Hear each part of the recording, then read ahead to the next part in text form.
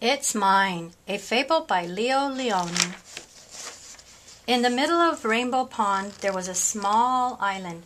Smooth pebbles lined its beaches, and it was covered with ferns and leafy weeds.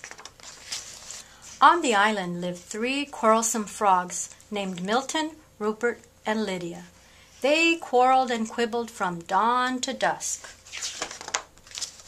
"Stay out of the pond," yelled Milton. The water's mine." "Get off the island," shouted Rupert.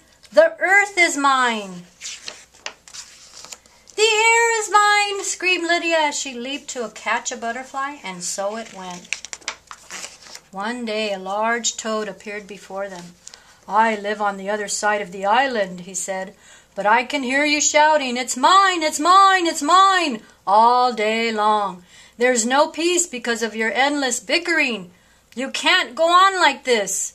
With that, the toad slowly turned around and hopped away through the weeds. No sooner had he left than Milton ran off with a large worm. The others hopped after him. "Worms are for everybody," they cried. But Milton croaked defiantly, "Not this one, it's mine." Suddenly the sky darkened and a rumble of distant thunder circled the island. Rain filled the air and the water turned to mud. The island grew smaller and smaller as it swallowed up by the rising flood. The frogs were scared. Desperately they clung to the few slippery stones that still rose above the wild, dark water. But soon these too began to disappear. There was only one rock left, and there the frogs huddled, trembling from cold and fright. But they felt better now that they were together, sharing the same fears and hopes.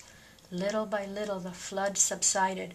The rain fell gently and then stopped altogether. But look! The large rock that had saved them was no rock at all. "You saved us!" shouted the frogs when they recognized the toad. The next morning the water had cleared.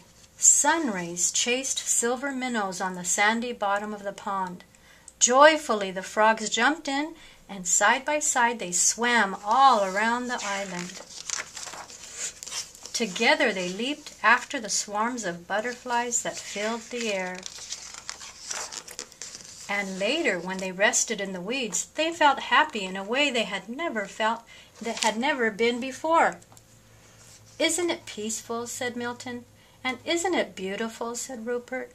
"And do you know what else?" said Lydia. "Know what?" the others asked. "It's ours," she said.